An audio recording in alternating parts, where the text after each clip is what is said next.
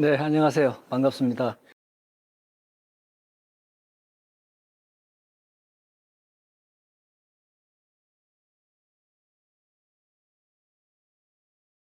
학예사님의 출신 학교와 전공, 학위, 그리고 이전 근무지 등에 대해서 말씀해 주시면 감사드리겠습니다. 네, 저는 그 영남대학교를 졸업을 했고요. 거기서 학부, 대학원까지, 과정까지 영남대학에서 했고, 고고학을 전공을 했어요. 고고학을 전공하고, 그 이전에 여기 오기 전에, 아주대학교에, 오기 전에, 부산 경성대학교 박물관에서 한 10여 년간 근무를 했습니다. 거기서 1984년부터 1993년 12월까지 근무를 하고 아주대학교 박물관으로 오게 되었습니다. 아주대학교 학예사로 부임하시기 전에 연구를 진행하지 않으셨습니까? 그 네. 진행하신 연구를 간단히 소개해 주시기 바랍니다.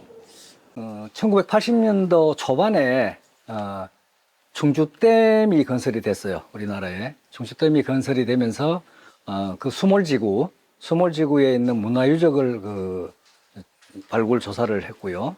그 외에 부산 경남 지역, 그다음에 경북 지역, 이 등등 지역에서 문화재 발굴 조사 연구를 쭉 해왔고, 제 주 관심 분야는 우리나라 청동기 시대 지성묘 쪽을 연구를 해왔습니다.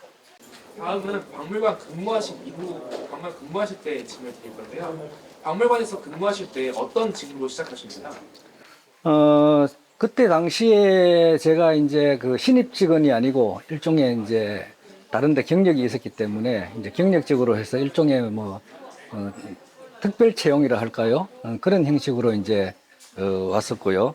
당시에는 그 학교에 그 일반 행정직이 있었고, 그다음에 기술직이라는 게 있었어요. 그리고 기술직이라는 것은 주로 이제 박물관의 학예직, 그다음에 이제 도서관의 사서직, 그다음에 간호직, 뭐 이런 게 이제 기술직 범주에 포함이 되고, 그 외에 이제 뭐 기능직들 이런 분류가 되어 있었는데, 당시에 제가 이제 기술직의 박물관 학예직으로 일을 시작하게 됐죠. 처음에 이제 기술직으로 이제 업무를 시작하게 되셨다고 들었는데 어떤 과정을 통해서 학예사직까지 맡게 되신 건지 궁금합니다. 원래 제가 이제 대학에 입학을 할 때, 원래 이제 내가 다닌 대학이 문화인류학과였어요. 그 당시에는 서울대학하고 영남대학 두 곳만 이 관련 학과가 있었는데, 제가 이제 박물관 쪽에 좀 뜻이 있어서 이제 문화인류학과를 지망을 했고, 또 이제 박물관이라는 곳이 다 성격이 다르잖아요. 뭐 고고학 쪽으로 하는 박물관이 있고 민속학 쪽으로 박물관이 있고 뭐 자연사 박물관이 있고 여러 가지 박물관이 있는데, 저는 이제 그 고고학 쪽을 전공을 해서 고고학과 관련된 박물관에 이제 오게 된 거죠. 예. 아주대학교 도구박물관의 학예사로서 맡고 계셨던 업무나 역할이 어떤 게 있었어요? 당시에 제가 93년도 말에 와서 제일 먼저 한 업무라 할까? 좀 큰 규모의 업무가 뭔가 하면은 발굴 조사를 한 것이었어요. 당시에 충남 보령 관창리에 있는 관창리 유적이라고 있는데, 거기에 뭐 고려대학을 포함해서 한 4개 대학이 합동으로 해서 발굴 조사를 진행을 했고요. 그 외에 박물관 학예사로서 하는 일은, 박물관에 이제 소장품이 있어야 되잖아요. 전시를 하려면은 그런 소장품을 수집하고 연구하는 일. 그다음에 이제 우리 박물관의 어떤 특성에 맞게 학술 잡지를 이제 발간을 해야 되겠다는 생각 때문에 1996년도부터 과기 고고 연구라는 학술 잡지를 매년 발행을 했습니다. 해서 그런 일들을 하면서 국공사립대학이나 관련 기관에, 전국에 있는 그런 기관들에게 이 학술지를 계속 배포를 하면서 이제 아주대학교 박물관의 존재를 이제 알려왔었죠. 그 외에도 이제 교양문화강좌라는 그런 프로그램을 담당해서 개최를 했는데, 이거는 이제 우리 교내 구성원이나 지역사회 주민들한테 어떤 이 문화적인 지식을 이제 함양하기 위해서 외부에 있는 전문가들을 모시고 일종의 강연 형식으로 진행을 했고요. 그다음에 이제 교내 구성원들, 학생, 그다음에 교직원, 뭐 교직원 가족들 이런 분들을 대상으로 해서 문화 체험 행사를 했었어요. 그래서 여러 가지 이제 체험할 수 있는 프로그램을 인근 지역에 찾아다니면서 모시고 가서 체험 행사를 진행을 했었고, 그 외에 이제 박물관 고유 업무 외에 박물관에서 진행되는 여러 이제 행정 업무 이런 것들도 같이 담당을 했었죠. 아주대학교 도구박물관 시작부터 현재까지 이야기 흐름을 파악하고자 하는데요. 아주대학교 박물관의 시작에 대해서 말씀해 주시겠습니까? 제가 다른 대학 박물관에 있다가 아주대학으로 오게 된 어떤 동기라 할까요? 그렇게 이야기를 하면은 아주대학에서 그 당시에 세계 민속 박물관을 만들려는 계획을 갖고 있었어요. 즉 이제 우리가 이제 우리 재단 법인이 주식회사 대우잖아, 그죠? 대우인데 대우가 그 당시에는 우리나라 그 재벌 그룹 중에서 가장 많이 해외에 지사를 두고 진출을 했던 기업이 바로 대우거든요. 그래서 이제 학교에서는 그런 대우의 지사들을 통해서 우리 세계 각국에 있는 민속 자료들을 수집을 해서 세계 민속 박물관을 만들려는 그런 이제 계획을 갖고 있었는데 이게 1999년도에 대우가 워크아웃을 절차를 밟았죠. 그러면서 이 이제 아주 좋은 뜻의 거대한 계획들이 좀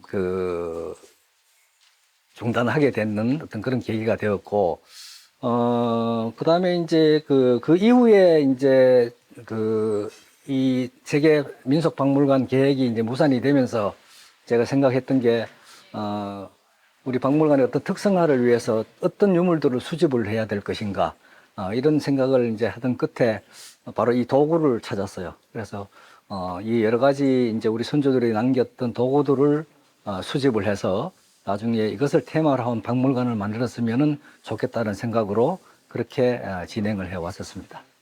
도구박물관이 여러분들의 노력으로 현재 모습을 갖추게 되었는데요. 그 과정에서 분명 어려움이 있었을 것 같습니다. 이 아주대학교가 원래 그 아주 공과대학으로 이제 출발을 했었죠, 그죠? 그래서 제가 와서 쭉 일을 해오는 과정에서 어떤 것이 좀 많은 생각을 하게 됐는가 하면은, 역시 공과대학에서 출발을 했는 대학이니까 어떤 인문학적인 어떤 그런 이해나 관심이 좀 부족했던 것 같아요. 그래서 이제 자연적으로 그 인력이나 예산 지원이나 이런 것들이 좀 미미했다 할까? 그런 점이 굉장히 아쉽고 또 어려웠던 점 중에 한 가지입니다. 네, 잠시 컷하고 그 다음 박물관의 역사에 대해서 질문 드리도록 하겠습니다.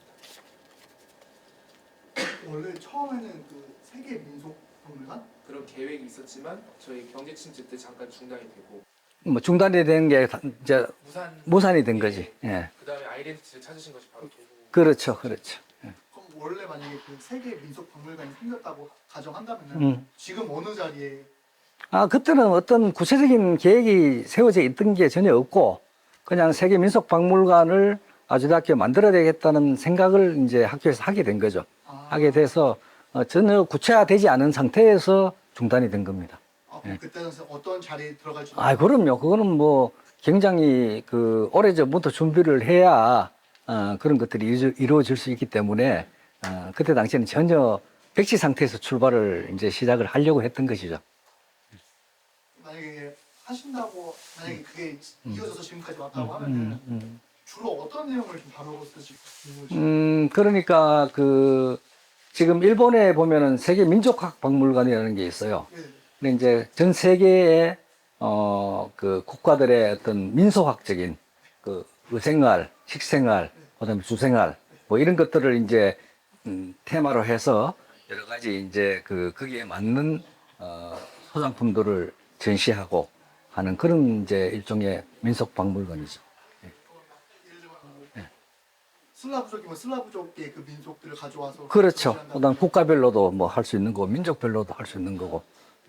그런 의미에 좀 많이 아쉽죠, 그죠? 만약에 아쉽죠. 그거 있었으면은 예. 조금 조금 더 박물관도 위상도 좀 더 높았을 거고 그럼요. 예. 상학과도 상당히 그렇죠. 예. 아쉽긴 합니다. 아쉽긴. 근데 그러면 저희가 저번에 들었을 때는 문과대학에도 불구하고 4년제 종합대학으로 넘어오게 되면서 박물관이 생긴 거라고 들었는데 그게 이제 뭔가면은, 예전에는 그 대학이 단과대학과 종합대학으로 구분이 돼 있었어요. 구분이 돼 있었는데, 단과대학에서 종합대학으로 승격을 하려면은 여러 가지 이제 요건을 갖춰야 되는데, 그 중에 하나가 대학에 박물관이 있어야 승격이 가능하다.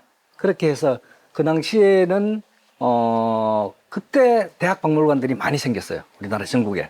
왜냐하면 종합대학으로 승격을 해야 되니까. 그렇게 해서 많이 생겼고, 내가 이제 대학을 1976년도에 입학을 했는데, 우리가 대학 입학할 때는 여러분들 지금 입학할 때 뭐 앨범비 이런 거 내나요? 혹시 아니요. 안 내나요? 학생회비 정도. 학생회비가 앨범비는 그럼 어디서 본인이 뭐 앨범을 갖고 싶으면 별도로 비용을 지불하나요? 졸업 앨범. 아마 그것도 아마 그렇게 할 것 같습니다. 근데 우리가 입학할 당시에는 박물관비라는 게 있었어요. 그래서 따로 냈어요, 돈을. 그러니까 박물관을 육성하기 위해서 또 이런 이제 따로 별도의 이제 학생들 등록을 할 때 따로 이제 그거를 걷어서 이제 박물관 육성하는 데 썼던 그런 시절이 있었어요. 그 당시 박물관 비면 한 뭐 많지 않은 비용이죠. 예.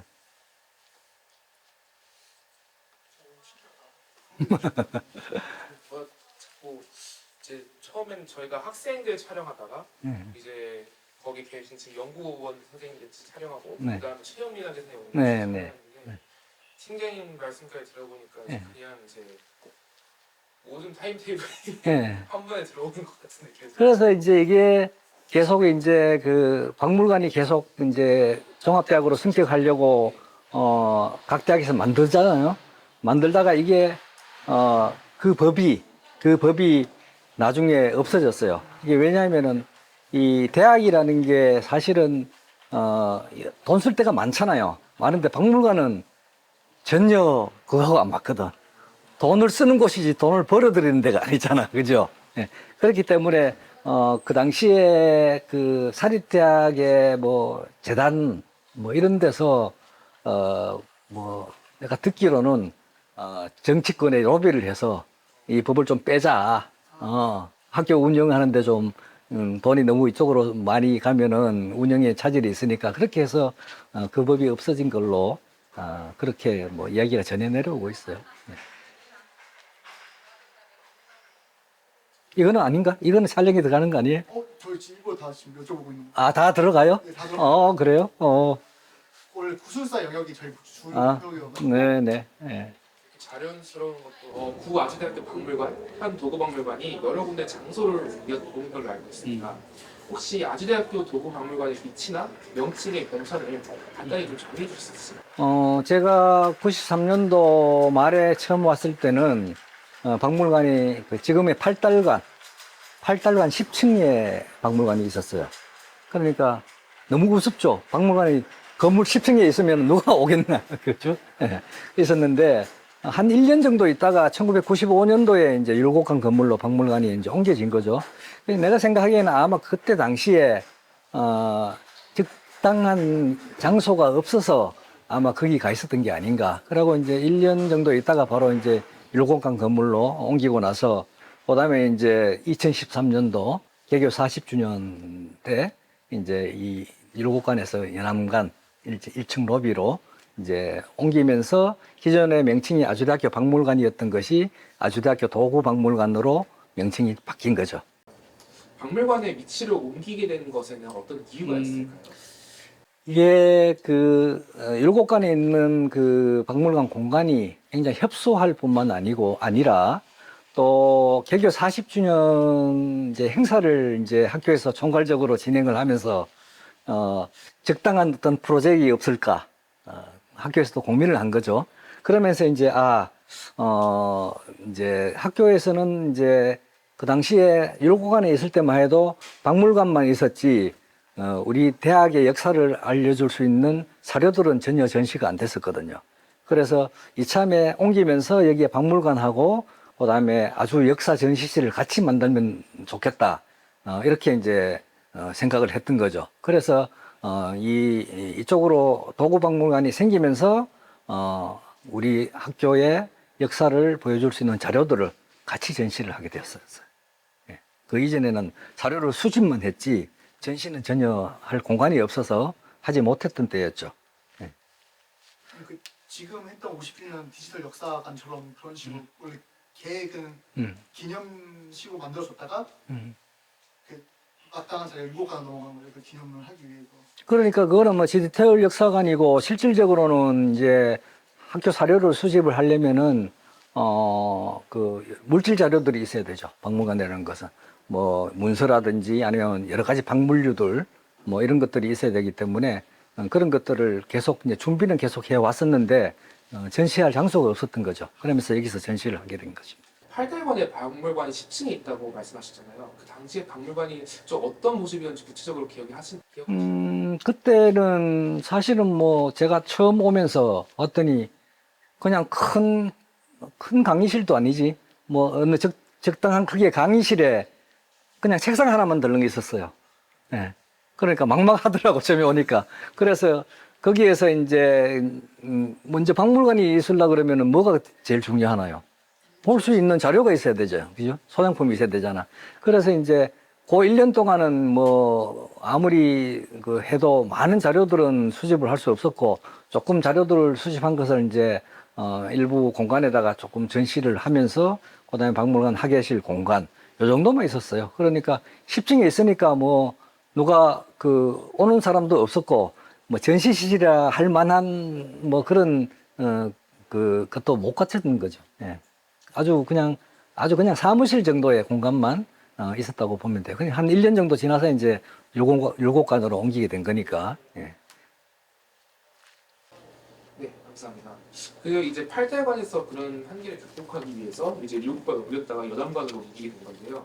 이렇게 차례차례 옮기면서 개선되었다고 느꼈었던 적이 있어요? 그러니까 팔달관에서 율곡관으로 옮기면서 공간이 더 이제 많은 공간이 확보됨으로 해서 조그만 전시실 외에도 이제 박물관은 또 이제 유물을 수집했는 것들을 전시하지 않는 것들은 또 어디 보관을 해놔야 되잖아요. 그럼 보관을 하기 위해서는 또 박물관 수장고가 있어야 돼요. 그죠? 근데 수장고하고 전시실하고 학예 업무를 볼 수 있는 사무실이 같이 큰 공간은 아니지만은 그래도 약간의 구색을 맞출 수 있는 그런 공간이 마련이 되었고, 그 다음에 이제 율곡관에서 이제 그 2013년도에 이 연안관으로 옮기면서 도구박물관이 됐잖아요. 그래 하면서는 율곡관에 있었던 그 수장고 공간이나 이런 것들이 다 확보가 됐기 때문에 여기 오면서 전시 공간이 많이 넓어졌잖아요. 많이 넓어지다 보니까 그때까지만 해도 우리가 그 박물관 등록이 안 돼 있었어요. 박물관 등록이 안 돼 있으면은 지자체에서 여러 가지 지원을 해줄 수 있는 것들이 많은데 그 지원을 받을 수가 없는 거예요. 그래서 그 공간이 확보되고 이러니까 이제 박물관 등록을 해야 되겠다고 해서 이제 몇 차례 이제 그 등록을 그 시도를 해서 또 이제 이 등록은 여기 이제 우리 수원 같으면 경기도청에서 이제 관할을 해요. 그 등록을 해주느냐 마느냐 하는 심의를 하는데 여러 가지 이제 약간은 우여곡절이 있었지만은 그때 당시에 율곡관에 있던 그 수장고에도 항온항습기라고 해서 유물을 그 온습도를 맞춰서 보존할 수 있는 좋은 상태로 이제 유지시켜 줄 수 있는 그런 기계가 있어요. 그래서 그 기계도 새로 이제 구입을 해서 갖추게 됐고, 그게 이제 다 이제 박물관이 등록될 수 있는 요건을 갖추게 된 거죠. 이쪽으로 옮김으로 해서. 그런 이제 적절한 시기에 그런 것들이 이루어져서 큰 다행이라고 생각을 합니다. 그럼에도 뭐 개선되는 과정에서 어려움을 겪으셨다거나 아니면은 여전히 아쉬운 점이 남아있다면 지금 이 위치에 자리 잡고 있는 도구박물관과 그다음에 아주 역사 전시실, 공식 명칭은 그래요. 그 우리 학교 사료를 전시해 놓는 역사 전시실과 도구박물관이 있는데 이 두 개의 성격은 완전히 다른 성격이에요. 그렇죠. 도구박물관이고 이거는 우리 학교 사료 전시하는 전시 공간이고, 그래서 여기를 처음에 들어오면 굉장히 혼란스러워하는 사람들이 많아요. 아, 여기는 박물관인데 여기는 보니까 학교 사료가 전시되어 있단 말이죠. 그래서 이거는 사실은 공간만 허락이 되면은 분리가 돼야 되는 것인데 작은 공간에서 여러 가지 효과를 보기 위해서 그때는 어쩔 수 없이 이 두 가지 그 전시를 같이 이제 하게 되었죠. 같이 하게 되었는데 앞으로 그 이것들은 좀 개선이 되어서 가능하면은 이제 별도 다른 공간에다가 전시를 하는 게 당연히 그렇게 해야 되는 게 맞다고 생각해요. 예. 네, 감사합니다. 아까 저희가 그 도고박물관이 발전하게 된 도고관 시장을 말씀드릴 때 이제 경제 침체로 그 세계 민속 박물관을 하겠다는 그 계획이 무산되면서 나중에는 도고박물관이라는 아이덴티티를 갖추게 됐다고 말씀하셨습니다. 네. 근데 그 특별히 도고라는 거에 관심을 갖게 되고 이제 거기에 초점을 맞춘 이유가 따로 있을까요? 우리 아주대학교가 이제 공과대학에서 출발을 했잖아요. 그래서 이제 제가 처음 생각한 게, 그나마 박물관과 대학의 어떤 성격이 조금, 같이 부합되면 좋겠다 하는 이제 생각을 가지고, 그 공과대학에서 출발한 대학이기 때문에 우리 박물관은 과학이나 기술과 관련된 그런 박물관으로 만들었으면 좋겠다는 생각을 가졌었어요. 그래서 이제 도구 관련 유물들을 수집하기 시작했죠. 그래서 사실은 그 소장품 구입하면 많은 예산이 들어요. 그런데 마침 이 도구와 관련된 우리나라 근대와 조선 시대의 그 유물들은 그 당시만 해도 좀 싼 편이었어요. 싼 편이었어요. 지금은 굉장히 이제 많이 이제 가격대가 많이 올라갔지만은 그래서 이제 그렇게 많지 않은 예산으로도 이 도구와 관련된 유물들을 이제 구입을 하게 되어서 이것이 이제 도구 박물관이 탄생하게 된 그런 계기가 된 것 같아요. 그리고 이제 이거와 이제 발맞추어서 아까 말씀드렸던 과기고고 연구라는 학술 잡지도 같이 그것도 이제 과학 기술과 연관되는 그런 이제 논문들을 싣고 그것들을 각 지역에 있는 기관에 이제 배포를 하는 거니까 과기고고 연구는 학술 잡지, 그다음 도구 박물관에는 박물관의 성격과 같이 부합되는 그런 모양새를 갖추게 된 것이죠. 네, 감사합니다. 자세하게 말씀해 주신 말 감사드립니다. 네, 이제 이거에 대한 느낌 같은 거를 저희가 여쭤볼 건데요. 아주대학교 도구박물관의 명칭과 이제 컨셉을 변경하신 과정을 잘 들었습니다. 근데 이 아주대학교 도구박물관이라는 정체성이 확립됐을 때 박물관 관계자들이나 교내 구성원들의 반응은 어땠는지 좀 궁금해요. 그 당시에는 그 예능가도로 내려오면서 박물관 명칭을 이제 정해야 되겠다고 이제 도구박물관으로 만들어야 되겠다고 이제 했더니 학교에서 네이밍 위원회라는 위원회를 만들었어요. 네이밍 위원회를 만들었는데 거기에서 이제 위원이 이제 뭐 한 10여 명 정도 위원을 위촉을 그거는 이제 학교에서 한 거죠. 위촉을 해서 박물관 명칭을 거기서 결정을 하는 그런 과정이 있었어요. 그런 과정이 있었는데 일부 분들은 굉장히 좀 회의적인 반응을 보인 분도 있었어요. 그냥 아주대학교 박물관이라고 하면 되지 왜 도구박물관이라고 하느냐. 그래서 설명을 이제 해줘도 그거를 실감을 못 하는 거예요. 제가 좀 고집을 좀 부렸죠. 당시에 조금 고집을 부려서 결국은 이제 도구박물관으로 명칭을 이제 정하게 됐는데, 오히려 외부에 있는 박물관 관련 전문가들은 호응이 좋았어요. 도구박물관 그 참 좋은 생각이다. 좋았고, 실질적으로 뭐 과학관 같은 데 계시는 그런 근무하시는 분들도 그 도구박물관, 그다음에 과기고고연구 이런 걸 이제 쭉 보면서 굉장히 신선하다고 이제 이야기를 하셨고, 그래서 저는 이제 왜냐하면은 이 종합박물관이라는 거는 뭐 해하 종류도 갖고 전시하고 뭐 여러 가지 모든 종류의 이제 유물들을 보관하고 전시하는 곳이 종합박물관이잖아요. 그런데 우리 대학이 출발이 또 늦었잖아요. 박물관이 늦은데 또 똑같이 종합박물관을 만들어 버리면은 경쟁력이 전혀 없는 거죠. 다른 대학이나 아니면은 우리 지자체에 있는 뭐 경기 도립박물관도 있고 여러 박물관이 있잖아요. 그래서 이제 우리는 한 가지 테마를 가진 박물관으로 만들어야겠다 해서 우리가 등록을 할 때, 박물관 등록을 할 때 종합대학으로도 등록을 할 수가 있고 전문 박물관으로도 등록을 할 수가 있어요. 그래서 그 당시에 이제 전문 박물관으로 해서 아주대학교 도구박물관으로 등록을 하게 된 거죠. 그래서 지금 생각해봐도 그거는 잘 했는 것 같아. 그렇게 생각을 하죠. 예. 네, 저희 이제 박물관 주요 경력과 수상 그리고 박 이사님의 개인적인 그런 공로에 대해서 한번 여쭈고자 합니다. 도구박물관에서 근무하실 때 개인적으로 가지고 계신 목표가 있었다면 어떤 게 있을까요? 제가 처음에 이제 다른 곳에 있다가 오면서 제일 그 최종 목표를 잡았던 게 뭔가 하면은 박물관 독립 건물을 갖는 것. 네.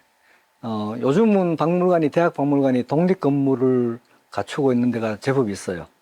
예전에는 진짜 정말 손가락에 꼽기 힘들 정도로 적었는데 요즘은 이제 많았고 제가 다녔던 영남대학도 뭐 아주 몇십 년 전부터 독립 건물을 가진 대학으로 있었고요. 그래서 제가 이제 가장 큰 목표로 삼은 게 내가 퇴직 전에는 독립 건물로 가진 박물관을 하나 가져야 되겠다, 만들어야 되겠다는 생각을 갖고 있었는데 이게 참 뭐 너무나 벽이 높아요. 특히나 대학에서. 그래서 나중에는 이제 한 단계 내려가서 어떤 생각을 가졌느냐. 제대로 된 전시 시설하고 그다음에 이런 것들을 갖춰야 되겠다고 했죠. 생각을 했는데 사실은 제가 그 생각하고 있던 거 10분의 1도 못 이뤘어요. 예, 그리고 이제 아직까지도 우리는 대학 박물관 중에서도 많이 부족한 부분들이 많고 그래서 이제 내 바톤을 이어받은 우리 재민 박사가 앞으로 더 잘하겠지만은 기대를 많이 하고 있습니다. 네, 감사합니다. 오 팀장님 혹시 14년도에 장기 근속자 포상, 18년도에는 공로상을 수상하신 걸로 알고 있습니다. 도구박물관에 오래 계셨던 만큼 굉장히 보람이 컸을 것 같은데요. 다른 직장으로 옮기지 않고 아주대학교 도구박물관에서 오래 근속하신 이유가 뭐 혹시 사연이라든가 계기가 있을까요? 보통 이제 이 학예사들이 근무하는 곳은 이제 저같이 대학 박물관에 근무하는 부류가 있고, 그 다음에 이제 국공립박물관, 그 다음에 사립박물관, 이런 이제 데 근무를 이제 주로 하거든요. 하는데, 사실 이 대학 박물관에 있는 학예사들은 거의, 이직을 한다든지 이런 일이 거의 없습니다. 거의 없는데, 그리고 저는 두 대학에 있었죠. 오기 전에 부산의 경성대학에 있었는데, 사실 부산 경성대학도 제가 박물관이 없는 상태에서 가서, 박물관을 이제 만들게 되었고, 아주대학도 마찬가지로 박물관을 만들게 되어서, 나는 박물관 만드는 데만 다녀야 되나? 이렇게 이제 생각한 적도 있었습니다. 어쨌든, 그게 어떻게 보면 저한테 좋은 기회였던 것이죠. 제가 또 많은 공부를 할 수 있었고, 많은 경험을 할 수 있던 그건 좋은 기회였다고 생각을 합니다.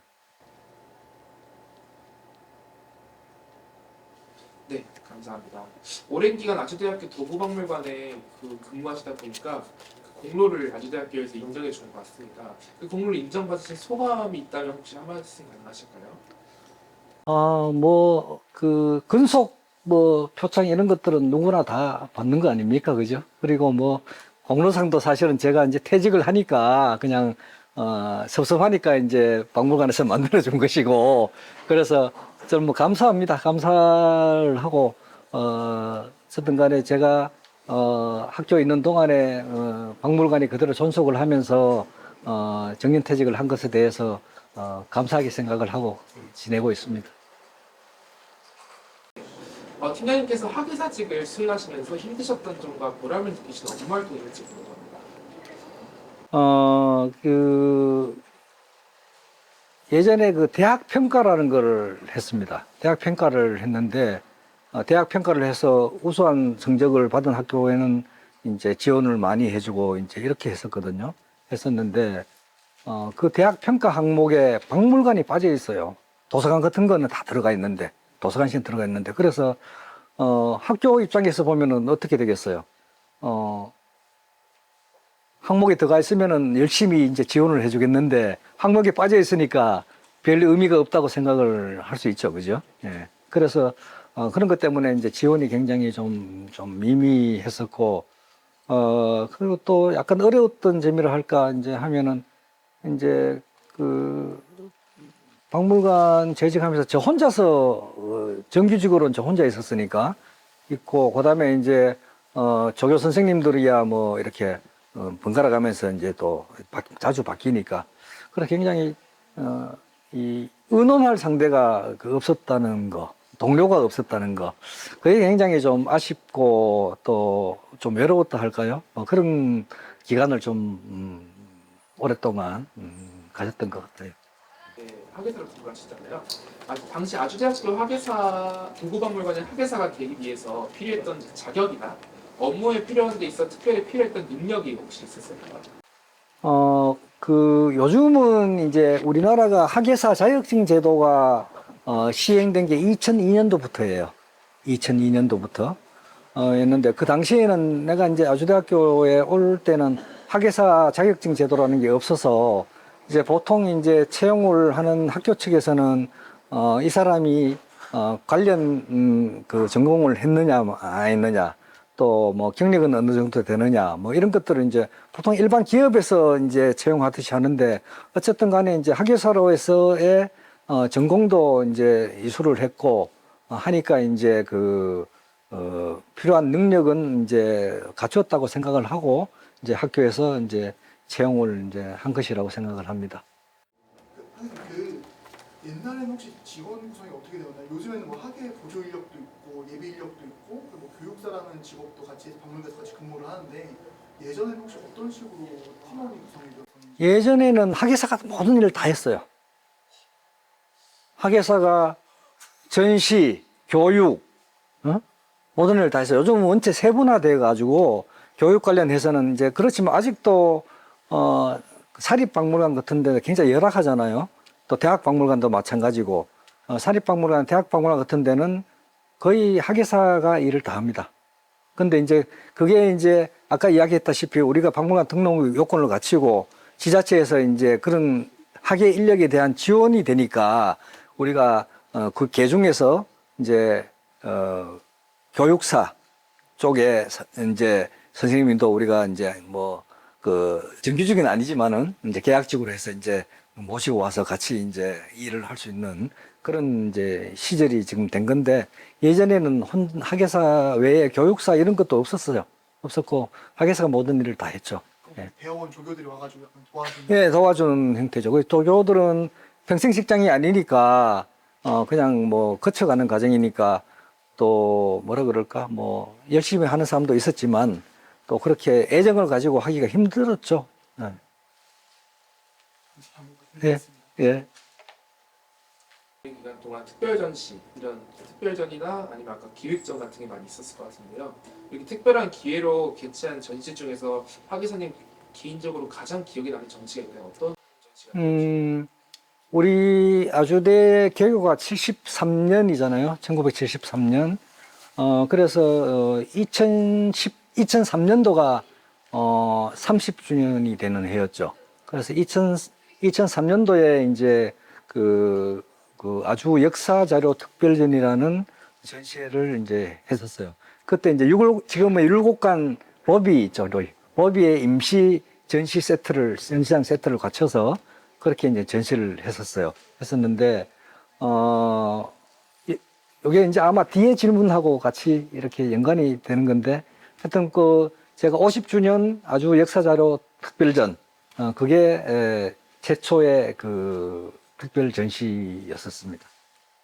그러면 그 일곱 간이 디귿자 모양인데 그 디귿자 모양은 전부 다 박물관 전시실로.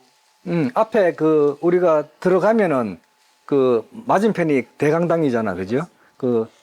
로비 전체를 칸막이를 해서, 그 다음에, 쇼케이스 갖다 놓고 전시를 하고, 나중에 이제 철거를 다 했죠. 철거하고, 이제, 그때 했던 세트들은 뭐 다 이제 버리게 되는 거고, 그때 전시했던 자료들만 이제 우리가 갖춰서 수장고에 보관을 하고 그렇게 했죠. 선생님, 그러면 혹시 예. 그런 구조가 영희부 연암관에서 건축학과 졸업작품 전시하는 게 있는데 그런 식으로 진행된 건가요? 일종의 그런 식이라고 볼 수가 있죠. 그래서 이제 이 앞으로 이제 말씀을 하셨으니까 하는 이야기인데, 앞으로 이제 박물관이 이제 만약에 그 좀 더 많은 공간을 가진다든지 뭐 독립 건물을 가진다든지 이렇게 되면은 사실은 학생들을 위한 전시 공간도 있어야 돼요. 일종의 이제 뭐 기획 전시실이라고 해서 평소에는 뭐 박물관에서 이용하다가 학생들이 뭐 아까 이야기했던 건축 작품 졸업 작품전, 아니면은 뭐 우리는 뭐 미대는 없지만은 미대 학생들이 뭘 한다든지 그런 경우에 이제 그 박물관에 있는 전시실을 활용을 해서 전시할 수 있는 그런 공간들도 같이 있으면 좋지요.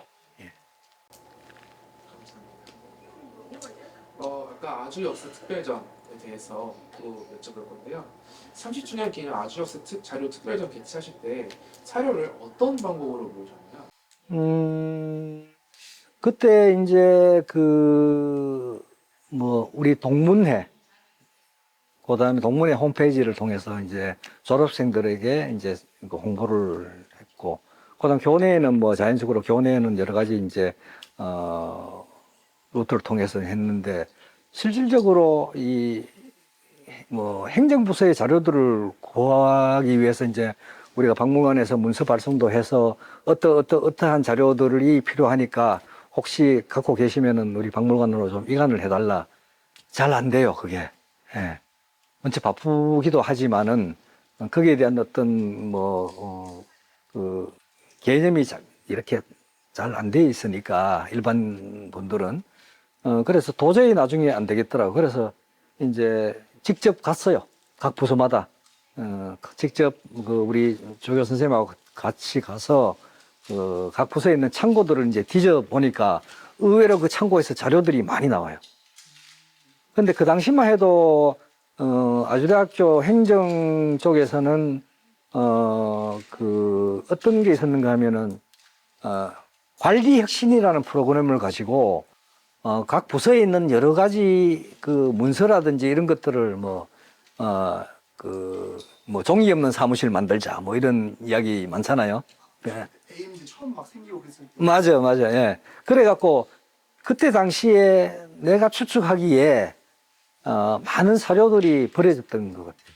추측하기에. 그래서 그때 아주 30주년 역사자료 전시회가 없었다면은 지금 생각해도 좀 아찔해요. 왜냐하면은 그것 때문에 사실은 그 우리 오래된 학교 역사 자료들을 수집할 수가 있었잖아. 전시를 하기 위해서. 그리고 그 전시를 안 했더라면은 더 많은 초창기 우리 자료들이 없어졌지 않았을까.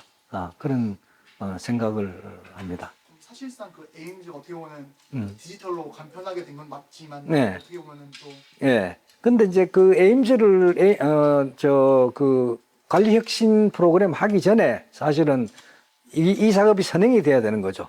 모든 검증을 거쳐서 버릴 거는 진짜 버릴 거는 버리고 보관할 거는 보관을 해야 되는데 그런 검증이 없이 되었기 때문에 내가 이야기했던 사료들이 좀 많이 없어지지 않았나, 뭐 추측이지만 그렇게 생각을 하게 되는 거죠.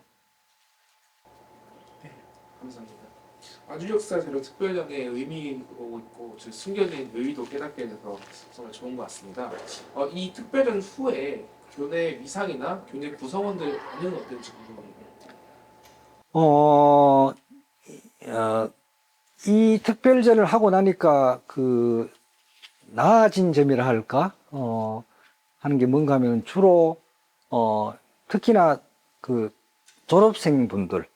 졸업생분들이 여기에 대해서 아무래도 제일 애정을 많이 갖겠죠. 학교에 대해서. 졸업생분들이 연락이 많이 와요. 내가 이런 자료를 갖고 있는데 좀 기증하려 하는데 어떻게 하면 되느냐.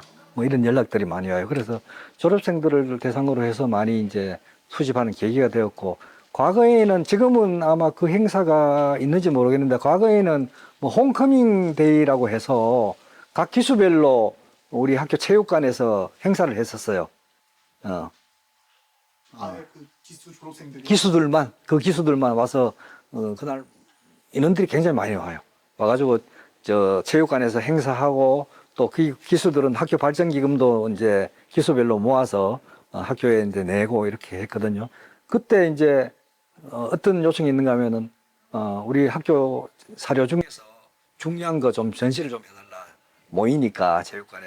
그러니까 이제 홍보가 많이 됐잖아요. 그죠? 그래서 또 졸업생들이 이 사료 가치를 이제 인식을 하게 된 계기가 된 것이죠. 그래서 굉장히 그런 점에서 많이 이제 좋았던 것 같고, 그다음에 그 당시에 우리 학교 그 교수님들 중에서도 경영학부에 계셨던 조영호 교수님이라는 분이 계셔요. 지금은 다 은퇴하셨는데, 그분이 이제 우리 학교 입학할 때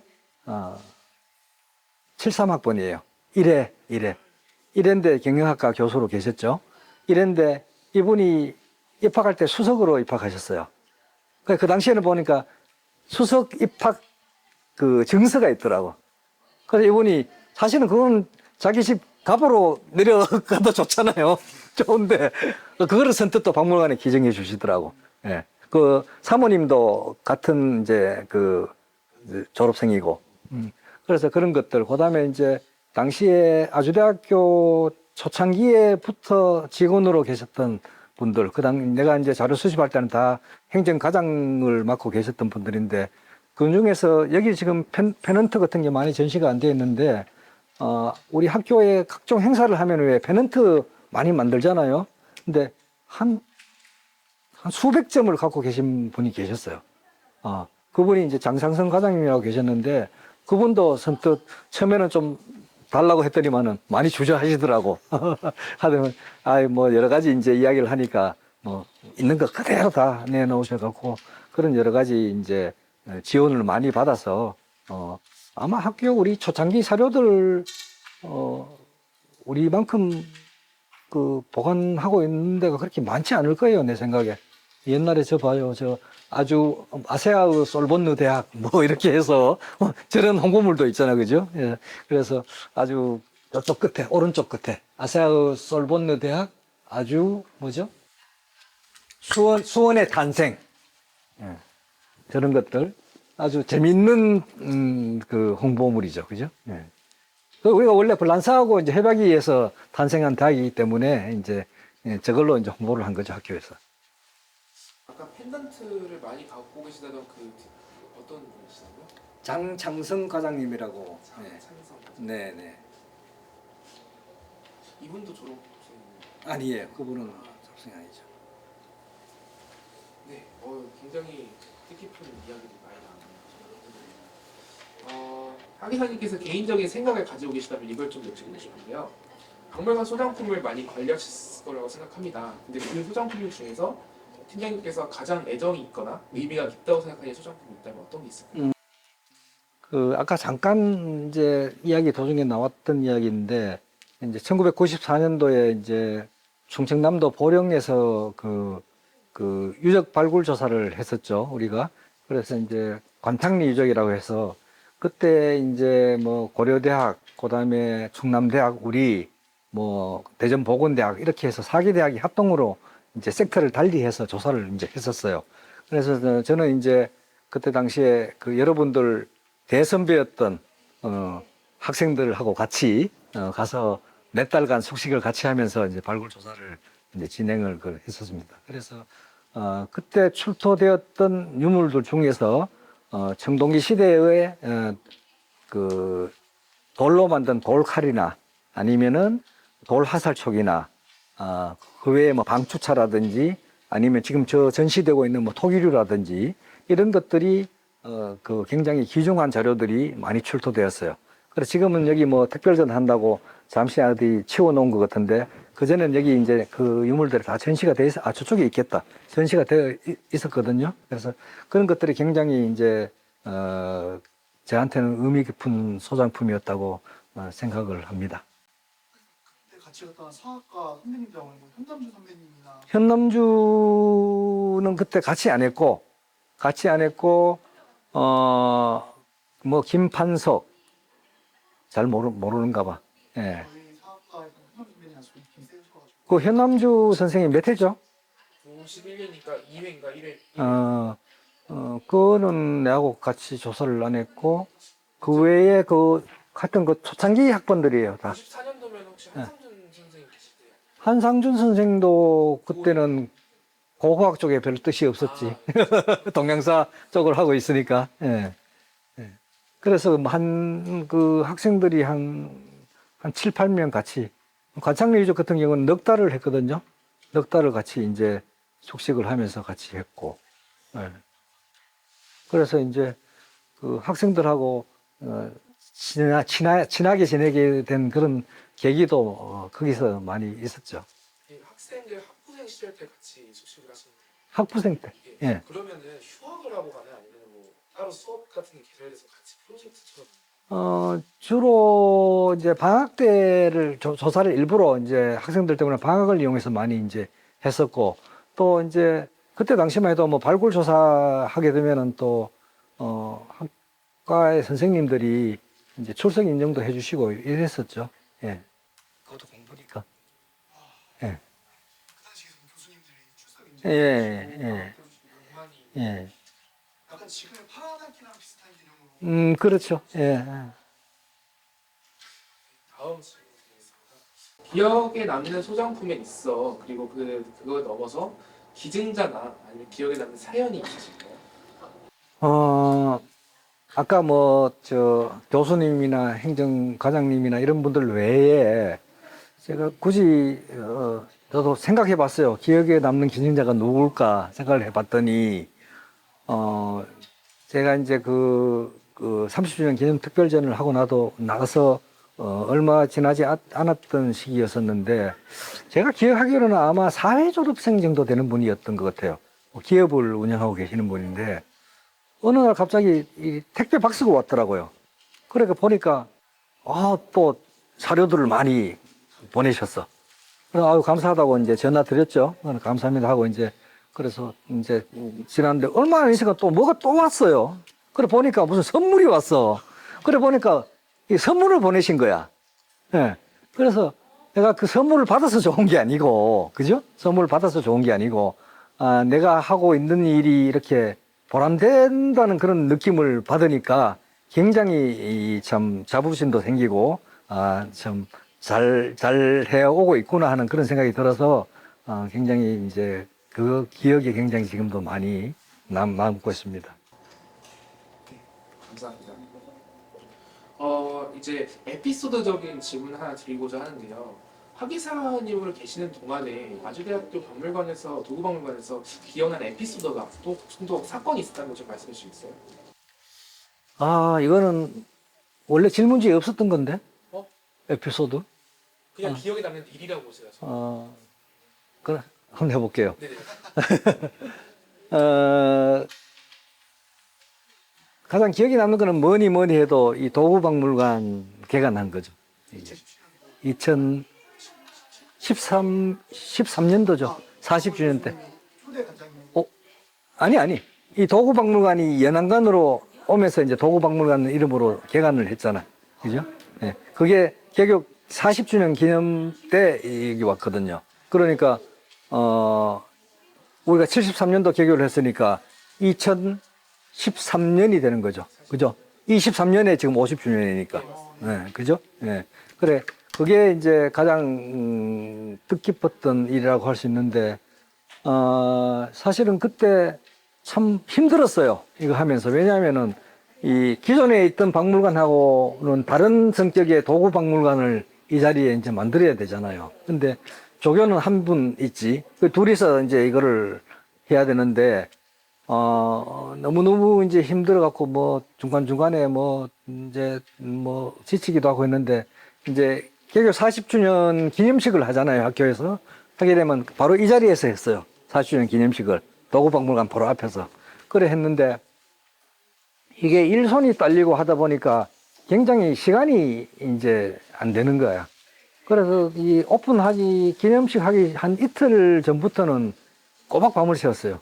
나 이틀을 밤을 본 적은 없는데, 이틀 밤을 샜는데, 또 이제 아침에 당일날, 또 진행 사회를 내가 봐야 되니까, 또 할 수 없이, 새벽에 일 마치고 또 집에 들어가서 옷 갈아입고 와서 이제 사회를 봤는데, 그만큼 힘들게 그 개관을 했는 반면에, 이 도구박물관이라는 게 어쨌든 간에 박물관 성격으로서의 하나의 박물관이, 정체성이 있는 박물관이 생겨났다는 데에서는, 지금 생각해 봐도 그래도 다행이다. 퇴직하기 전에, 다행이다. 이런 생각을 하고, 좀 더 많은 공간을 우리가 이제 얻어서 좀 더 여유로운 전시를 좀 했으면 좋겠다. 이렇게 생각을 하고 있습니다. 이전 질문에 이어서 이제 오상탁 팀장님을 기억하는 학생들을 저희가 이제 그 글이라든가 아니면 강의평을 좀 받아봤습니다. 근데 그 강의평 사이에서는 팀장님 말씀이 조금 기억나는 학생이 있어서 그 학생의 이제 강의평을 조금 요약해봤는데요. 박물관은 과거를 바탕으로 만드는 미래를 말씀을 하신 것도 기억이 나고 우리가 올바른 미래로 나가기 위해서라도 박물관은 꼭 존재하면서 많은 사람들이 방문에 필요했다 라는 말을 기억한다고 이제 강의평에 담았었습니다. 그 하기사님 말씀이 그때 하신 말씀 기억이 나시죠? 강의 첫날 그 이야기를 항상 해요.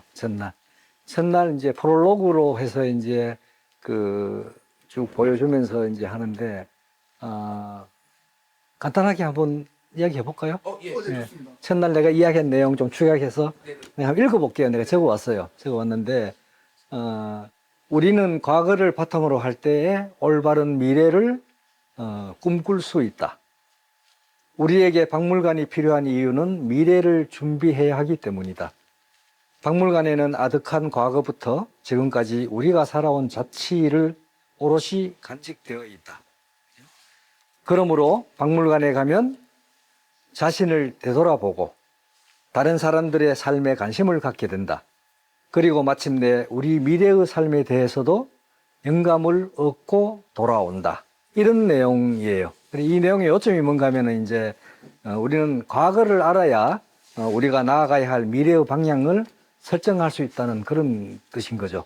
이건 제가 강의 시작하는 첫날 학생들한테 이거 틀어주면서 음악도 넣고 이래가지고 이제 한 번씩 들려줍니다. 그래서 여기 셀 포인트가 뭐냐 질문을 하기도 하고, 예. 그래요. 당시에 그 말씀의 의미, 어떤 의미에서 말씀하셨는지 네. 학생들에게 말씀하셨는지 알려주시겠어요? 그게 이제 바로 내가 마지막에 이야기했던 과거를 알아야 우리가 나아가야 할 미래의 방향을 설정할 수 있다. 그런 의미죠. 그게 포인트죠. 네, 감사합니다.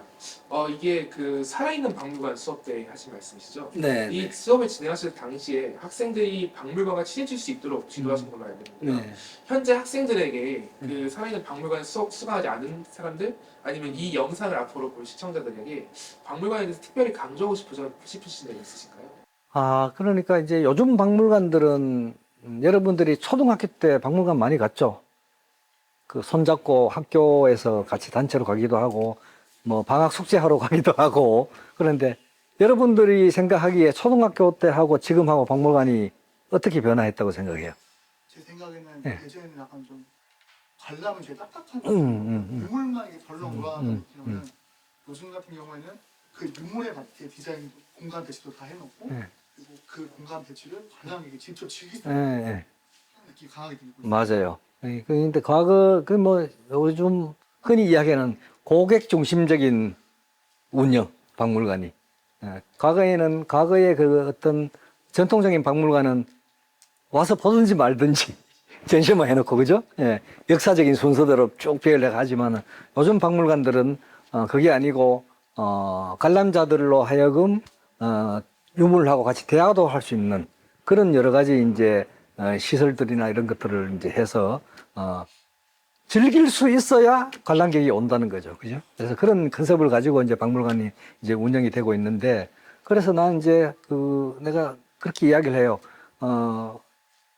이 박물관에 가서 즐겨라. 단, 박물관에 가서 즐기려면 어떤 준비를 해야 되느냐? 예습을 해야 된다. 예를 들어서 A라는 박물관 같으면 홈페이지에 들어가서 이 박물관의 성격은 어떤 것이고 유물은 어떤 것들이 있는데 이 유물은 어떤 유물이다. 그게 먼저 알지 못하면은 한 50% 정도 반감이 되죠. 관람 효과가. 그래서 미리 좀 조사를 해보고 오면은 100% 즐길 수 있다. 그런 이야기를 많이 하고, 또 하나는 이제 조금 박물관 외적인 이야기로 마지막 시간에 이제 제가 이제 학생들한테 해주는 것 중에 하나는 뭔가 하면은, 여러분들 앞으로 이제 졸업하고 취업해서 사회 진출을 할 것인데, 어, 내가 이런 이야기 하면 좀 또, 아이, 뭐, 자기 일 아니니까 이렇게 이야기할지 몰라도 너무 조급하게 생각하지 말라. 내가 평소에 하고 싶던 일을 해라. 살아갈 때. 예? 하고 싶던 일을 해라. 그래서 내가 지금까지 이제 돌이켜 보면서, 살아오면서, 그 경험을 해보니까 내 주변에 여러 사람들이 이제 있는데, 그 중에서, 조금은 늦더라도 한 가지 목표를 가지고 꾸준히 포기하지 않고 해 나가는 사람들을 보니까 결국은 다른 사람보다 1, 2년, 2, 3년은 늦지만은 그 목표를 달성을 하더라. 그러니까 여러분들도 한 가지 일을 목표를 세우면은 끝까지 해라. 그리고 내 하고 싶은 거 해라. 그 이야기를 꼭 해줍니다. 근데 아이고 1, 2년이 2, 3년이 짧은 세월이 아니에요. 이렇게 이야기할지 모르지만은 틀림없는 사실이에요. 그거는. 예. 네, 감사합니다. 이제 마지막 챕터를 앞두고 있습니다. 선생님, 감사합니다. 기념전 특별전에 대한 말씀을 조금 나누고 싶습니다. 아주대학교 개교 50주년 기념 디지털 역사관의 하계사님 인터뷰 실린 거를 보셨는지, 네. 네, 박물관에 얽힌 하나의 기억을 기록할 때 그 소감을 조금 여쭙고 싶습니다. 지금도 저는 가끔 이제 그 디지털 역사관 당시에 했던 영상을 한 번씩 봐요. 그게 또 뭐 네이버 같은 데도 나오더라고 보니까. 예. 좀 안 나왔으면 좋겠는데. 나오는데 내가 이제 그때 이야기하면서 느끼고 지금 와서 느낀 점이 뭔가 하면은 교내 여러 기관이 있잖아요. 박물관도 있고 도서관도 있고 뭐 여러 부서들도 있고 뭐 있는데 그 중에서 박물관 쪽에서 인터뷰를 해서 디지털 역사관에 실렸다 하는 것이 굉장히 자랑스럽고 자부심을 느꼈어요. 그래서 이게 뭐 쉬운 일은 아니거든요. 예, 그래서 그래도 그나마 박물관이 이렇게 관심을 보이고 있구나 하는 데서 굉장히 기분이 굉장히 좋았다. 그런 이야기를 할 수 있습니다. 네, 감사합니다. 학예사로서 학예사님께서 가장 중요하게 생각하시는 가치, 아주대학교 도구박물관에서 가장 중요한 가치가 어떤 게 있을까요? 일반적으로 이제 학예사로서 중요하게 생각하는 가치라고 하면은 이런 거라고 이야기할 수가 있죠. 우리 선조들이 물려준 이제 유산들이잖아, 그죠? 이런 것들을 우리가 현재 더욱더 잘 가꿔서 우리 후손들에게 물려주는 것이 우리가 의무라고 생각을 하고 있고, 또 하나 아주대학교 도구박물관에서 중요한 가치라고 이야기할 수 있는 것은 무엇인가 하면은 우리 아주대학교 이념이 있죠. 세 개가 있죠. 한번 이야기해 보세요. 실사구시, 인간중중, 세계. 맞아, 세계. 그렇지. 순서대로 이제 우리 홈페이지에 나와 있는 거 보면 인간 존중, 실사구시, 세계 일가 이 세 가지입니다. 그죠? 근데 이 중에서 실사구시라는 것이 간단하게 이야기를 하면 뭔가 하면은 학문의 결과가 실제 유용하게 써야 된다는 것이에요. 실사고시가. 그럼 도구는 어때요? 도구하고 연관을 지을 수가 있죠. 실사고시와. 그래서 어느 정도 우리 도구박물관이라는 게 우리 학교의 대학 이념인 실사고시와 부합된다고 볼 수 있다. 그 이야기를 할 수 있죠. 그죠? 그런 의미에서 도구와 또 우리 공과대학 출신의 과학기술과 그다음에 대학 이념과 이런 것들이 같이 서로 상통하다 하는 것을 이야기할 수 있습니다. 다음은 아주대학교 도구박물관 개관 30주년 온라인 특별전시 고홈 옛집이라는 특별전시에서 우리 팀장님께서 축사에서 지역 발전을 위해 아주대학교 도구박물관이 해야 되는 노력과 관련해서 말씀해 주셨습니다. 앞으로 지역 발전을 위해서 아주대학교 도구박물관이 상생하면서 구체적으로 어떤 노력을 해야 할지 간단하게 말씀해 주시면 감사드리겠습니다. 우리 이제 도구박물관에는 여러 가지 도구들이 있잖아요. 그죠? 근데 물론 이제 그게 여러 가지 이제 조건이 이제 따라야 되겠지만은 예를 들면은 뭐 대패도 있고, 그다음에 떡살도 있고, 뭐 여러 가지 이제 다양한 도구들인데 이런 것들을 관람객들이 와서 체험할 수 있는, 체험해 볼 수 있는 그런 공간, 좀 상시적인 공간을 만들어서 뭐 예를 들면은 저런 매점 같은데 그런 재료들을 갖다 놓고 뭐 500원 주고 팔든지 100원 주고 팔든지 아주 원가로 하면은 자연적으로 살 수 있잖아요. 관람객들이 그런 식으로 해서 하는 거. 그리고 이제 또 하나는 우리 도구박물관의 정체성을 잃으면 안 되겠다. 정체성을 잃으면 왜냐하면은 이제 유물 소양품을 수집하는 데 있어서도 보면은 우리는 A라는 테마를 가지고 열심히 하고 있는데 어떤 사람들이 막 주변에서 B라는 유물을 갖고 들어와서 이거 기증하겠다고 쫓아와요. 그러면 아이고 이거 뭐 안면도 있고 또 그 사람 또 정성도 있고 해서 이것도 받아줘야 되겠다고 받는단 말이에요.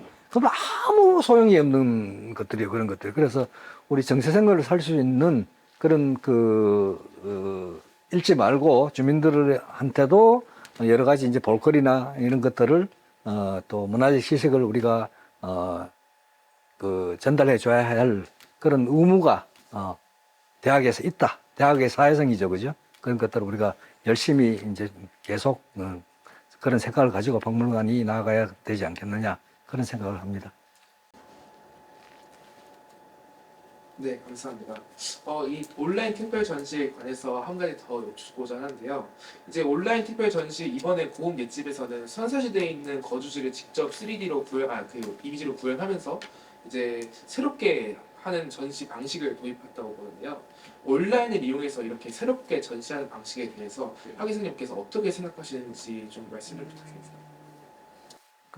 특히나 우리 박물관 같이 특별전이나 기획 전시회를 할 수 없는 그런 박물관이잖아요, 우리가, 그죠? 그래서 이거는 뭐 온라인하고 아니고는 특별전 기획전을 할 수 없는 거죠. 그래서 우리 박물관에서 기획한 이 고홈 이런 것들은 이런 온라인 전시는 우리 박물관에 딱 맞는 전시 방법이다. 난 그렇게 생각을 합니다. 네, 감사합니다. 이제 도구박물관에 대한 하계사님의 말씀을 듣고 이제 마무리하고자 하는데요. 아주대학교 도구박물관이 올해 개관 30주년을 맞았죠. 이에 있어서 하계사님께 도구박물관이 어떤 의미가 있는 장소인지 말씀해 주시면 좋겠습니다. 제가 많은 것은 못했지만, 많은 일은 못했지만은, 제가 여기 와서 박물관을 새로 이제 하나 만들었고, 또 우리 가족들 모두가, 아주대와 함께, 오랜 세월을 같이 했습니다.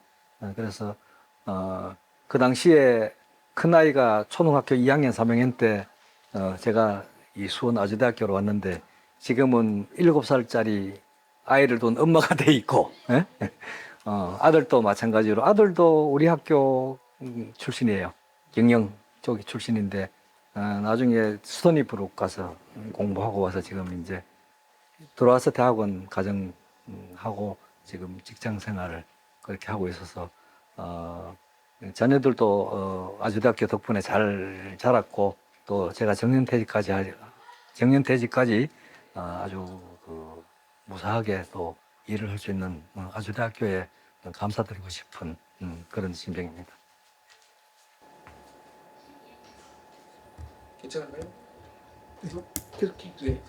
이제 길고 긴 인터뷰를 마치고 이제 마지막 질문만이 남아 있습니다. 마지막 질문. 네.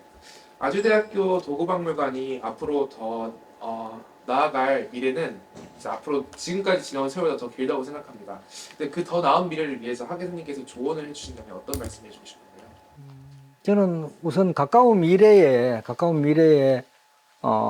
지금 우리 박물관이 좀 더 발전하고 할 수 있는 것이 어떤 게 있는가를 생각해 봤을 때 우리가 개교 50주년 기념관을 건립할 계획이 학교에 있잖아요. 그래서 그 기념관을 건립할 때 우리 박물관이 그 건물에 같이 들어가서 우리 도구박물관과 그다음에 아주 역사자료 전시실이 같이 거기 들어가서 존재하게 되면은 시너지 효과를 이룰 수 있지 않을까 이렇게 생각해서 우리 특히나 사학과 학생 여러분들이 좀 많이 좀 학교에다 요구를 좀 많이 하고 또 주변의 친구들한테 많이 이야기해서 그게 좀 이루어질 수 있었으면 좋겠다 그런 생각을 갖고 있습니다.